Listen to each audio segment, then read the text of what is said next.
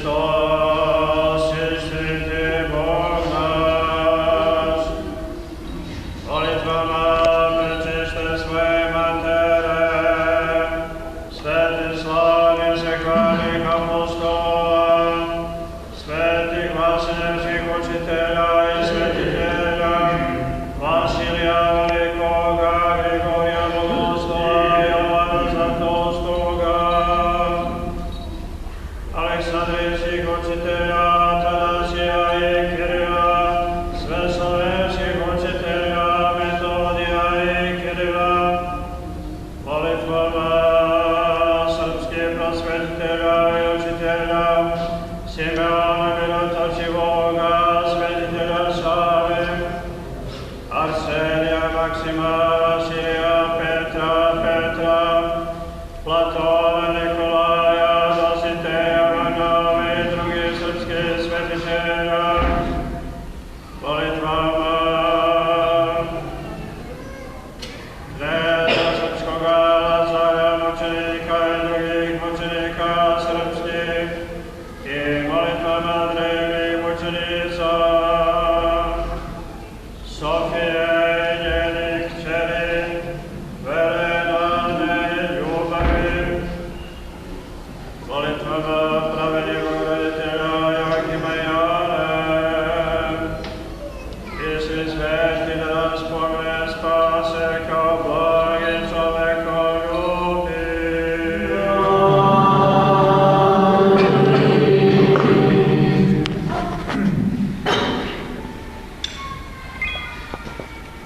Braće i sestre, Gospod naš Isus Hristos neprestano nas hrani božanskim životom. Hrani nas svojim telom, svojom krvlju, ali neprestano nas hrani i svojom rečju, svojom naukom, svojim znanjem, božanskom mudrošću života, da se ne bismo izgubili, da ne bismo otpali od božanske trpeze, da ne bismo izgubili zajednicu s njime i život večni. Tako i danas na božanskoj liturgiji čuli smo dve teme o njegovoj nauci, koje možemo dodati i onu praktičnu treću koju crkva danas stavlja pred oči svih vernih. Naime, podsjetio nas je apostol koji je nauku Gospodnju zapisao na Hristov razgovor sa onom ženom Kananejkom.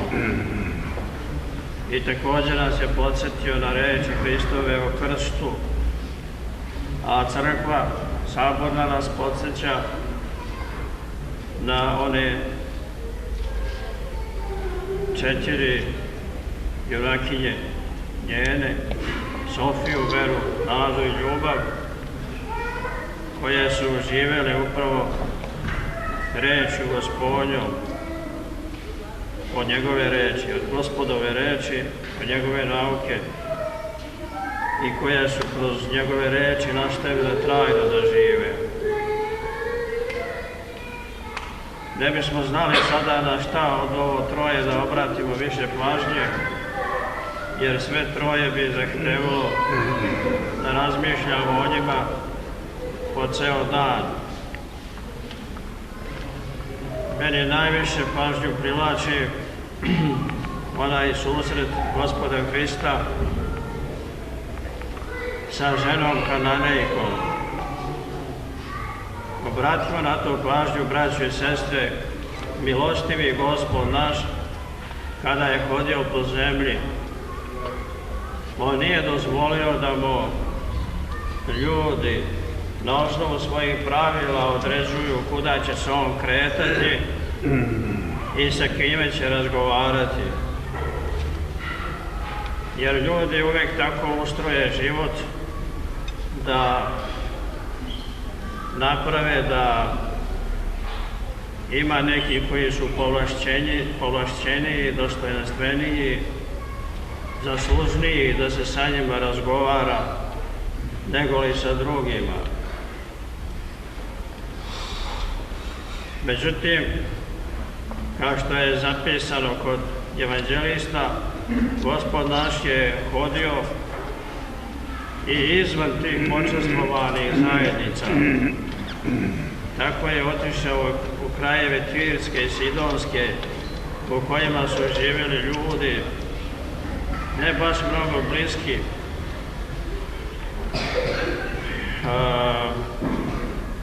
bliski toj dokazanoj zajednici Božjeg naroda. Smatrani su za narod tuđi i grešniji od jevrejskog izabranog naroda.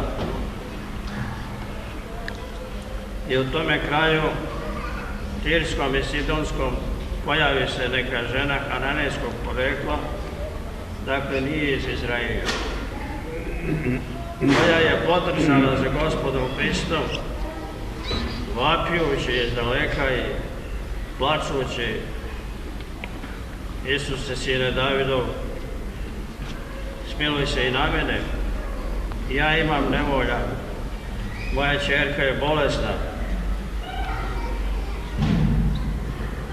Obratimo pažnju na to, braće i sestre, kakvu je lekciju Gospod naš tu održao.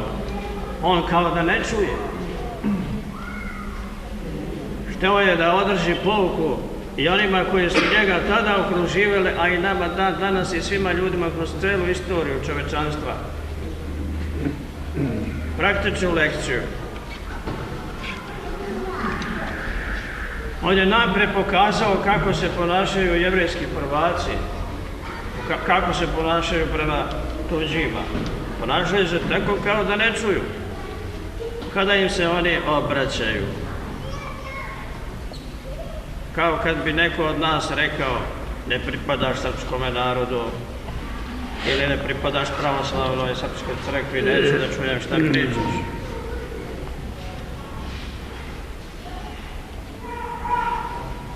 Ali ona žena nije dostajala. Toliko je bila upora da su se na nju saželili i apostoli Hristovi, pa su oni onda u njeno ime počeli da ga mole: saželi se na nju, pomozi joj, otpusti je, vidiš da neprestano ide za nama. Gospod je baš to hteo, da ona neprestano ide za njime, da bi pokazao nama kakvi smo mi tvrdokorni, da bismo na tome primjeru vidjeli i zapitali se koliko ljudi trči za nama, traži pomoć od nas, a mi neosjetljivo ne obraćamo pažnju na njih. Taj svemilostivi Gospod to je hteo, da na tome primjeru nas podsjeti kakvi smo.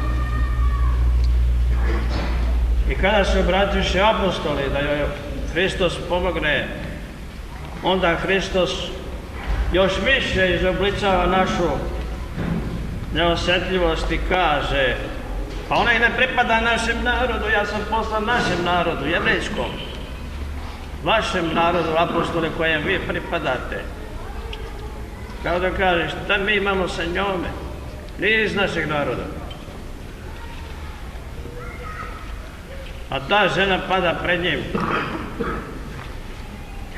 i kaže: znam, ne pripadam narodu koji zaslužuje pažnju, ali Gospode, zar se ne događa i zar nije redovna pojava da i životinje, i neobične životinje, nego psi, leže, obleću oko trpeza bogatih i love,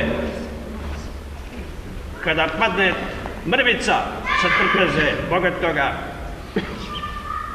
da pokupe tu mrvicu da bi se hranili njome. Koja veličina, braćo i sestre, kakav je to odnos? Ona pristaje da bude i mali psić u odnosu na druge ljude. Pristaje da bi ogrbila mrvicu hrane, pažnje i da bi pomogla svojoj porodici, da bi prehranila porodicu, da bi pomogla svojoj kćerci.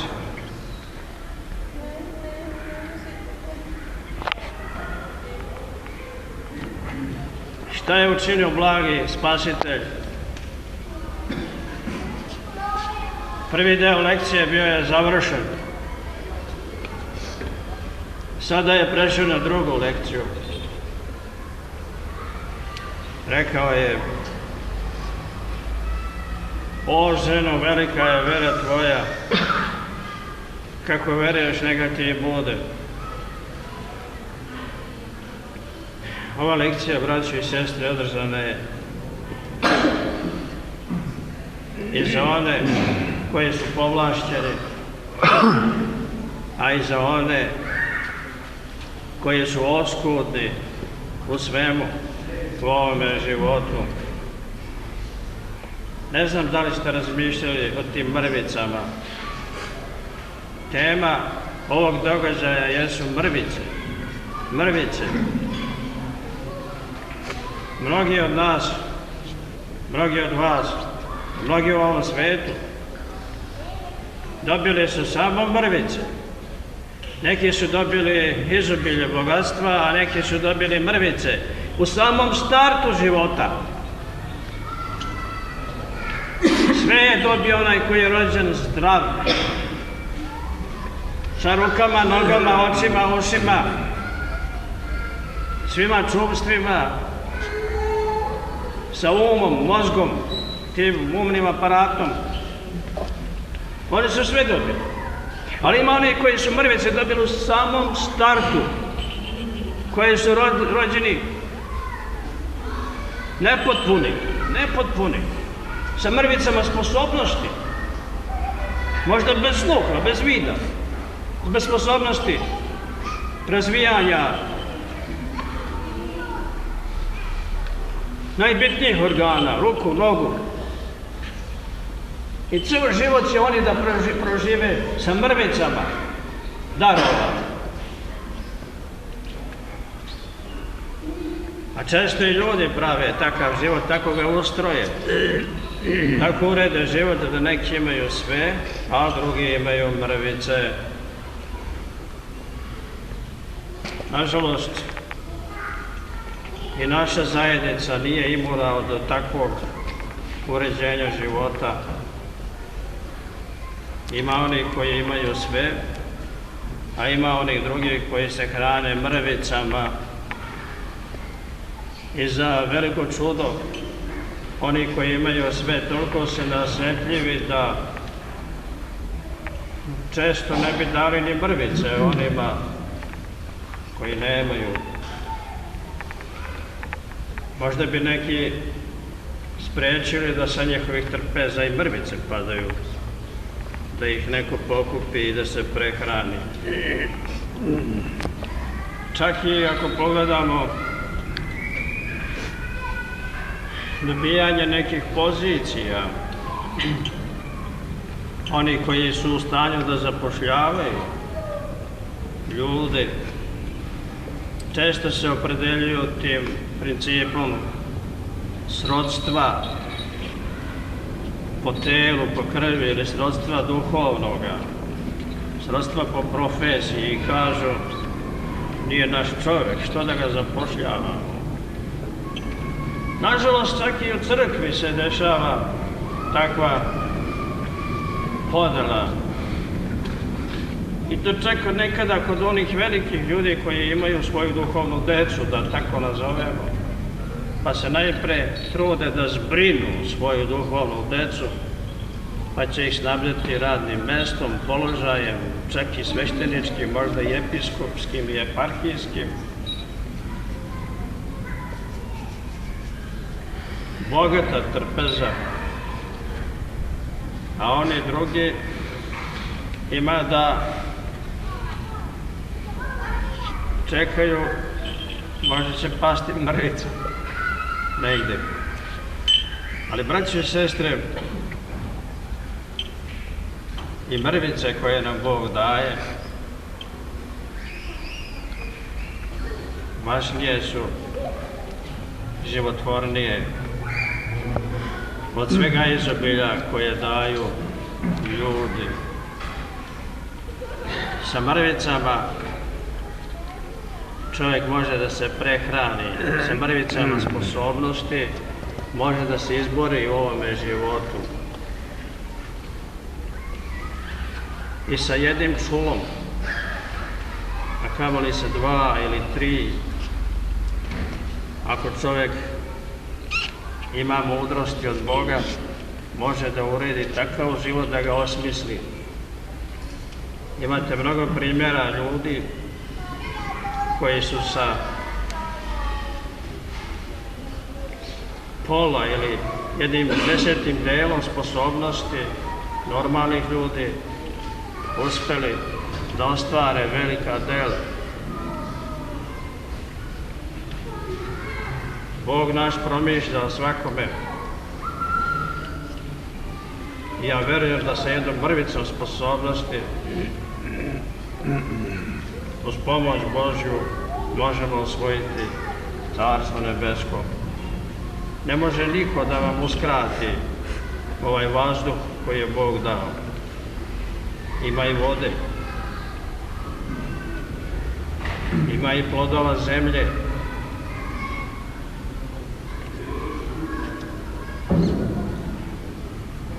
i tako dalje. Ova tema nas direktno uvodi u ono drugo što smo čuli danas, što reče Gospod naš, ko hoće za mnom da ide, neka se odrekne sebe, uzme krst tvoj i ide za mnom. I u nastavku kaže da je to osiguranje našega života upravo u tome idenju za Hristom. Mnogo puta smo o tome razmišljali, braćo i sestre, nije dovoljno samo odreći se sebe. Možeš se odreći sebe samo ako slušaš što se kaže u nastavku, da ideš za Hristom. Ne vredi se odreći sebe ako nećeš ići za Hristom, onda ti je još veći pad i veći gubitak. Akcenat je na tome da idemo za Hristom, a ne u tome da se odrekneš sebe. Ali odreći se sebe jeste uslov da bismo išli za Hristom. Zašto da se odreknemo sebe? Zato što si loš komandant. Zato što nisi sposoban da sebi obezbediš trajanje i večni život. I da umjesto sebe kao komandujućega imaš Hrista, Boga, da za njime ideš. A moraš se odreći sebe i uzeti krst svoj, jer drugčije ne možeš da koračaš za Hristom, jer ti ta centriranost u tebi samome smeta da ideš za Hristom. Ona te u tome onesposobljava. Zato oslobodi se sebe i hrabro, znači uzeti krst hrabro, koračaj za Hristom, jer samo ono što je u Hristu, braćo i sestre, to je osigurano za život večni. Jer je on pobedilac pakla, pobedilac smrti. On isceljuje, kao što videli smo iz današnjeg evanđelja, da je iscelio onu kćer. On obezbeđuje večnu hranu, večni život. Samo ono što je u njemu, to je osigurano. To su znale ove svete mučenice, one 3 devojčice, Vera, Nada i Ljubav, i njihova majka Sofija, koju danas naša crkva proslavlja. Podsjetimo se samo. Jedna časna žena, mlada žena, koja je imala 3 kćeri. Hranila ih je, jer je muž rano umro, ona sama. Veru, Nadu i Ljubav. Devojčice sve 12 godina, 10 godina i 9 godina. Zamislite, tolike hrabrosti. u ono vreme kada su progonili hrišćane. Samo zato što si hrišćanin, imao si da stradaš. I ona su izvedene na sud i majka je gledala svojim očima junačko ispovedanje tih devojčica i pred njenim očima su ih pobili. I ona ih je sahranila i nije dočekala da je odrube glavu, nego je u tuzi predala dušu svoju Bogu. Ali zato su njihovi životi sačuvani u Gospodu našem Isusu Hristu, kome su svoju sudbinu i dali, svoje živote. I zato žive večno. Eto, braći i sestri, imajmo te hrabrosti. Iskoristimo i te mrvice koje smo dobili ili od Boga i koje dobijamo možda od drugih u organizaciji života, opštega. Sa blagodarnošću primimo sve darove Božje. Nastojimo da ostvarimo to što imamo. Sa malo oružja, sa malo darova dobiti bitku, pa to je izazovnije. To više pokreće nego da imate sve.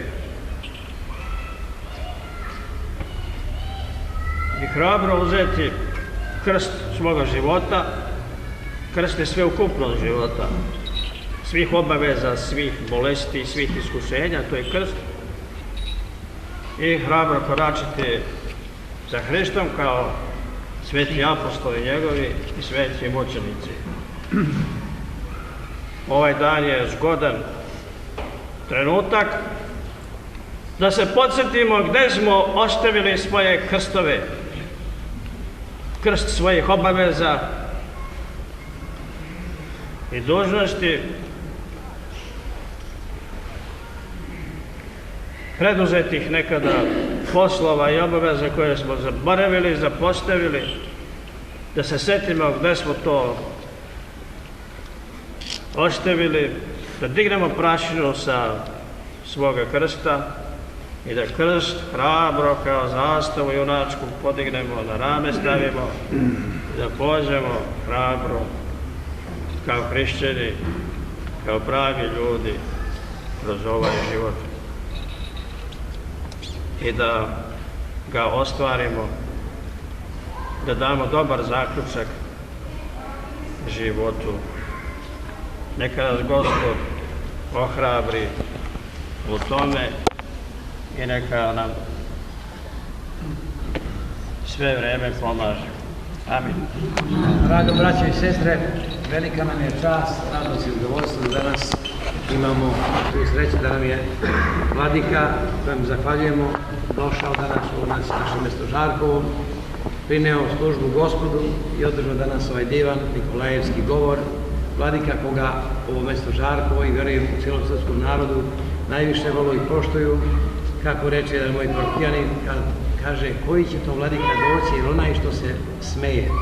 Znači nasmejenog vladiku radosnog iz naroda, koga narod zaista voli, mi ga svi ovde toplo pozdravljamo, a danas samo one reči koji je savremenik naših vremena Svetelj Ava Justin rekao za svetog vladiku Nikolaja, nazvaši ga svetim vladikom, petim evanđelistom, 13. apostolom Hristovim, novim zlatoustavom srpskim, odgovaraju te reči apsolutno za našeg svetog vladiku Atanasija koji je danas nas posjetio ovde i da mu zahvalimo i da nam što češće dođe. Neka nam živ, zdrav i dugovečan. Boga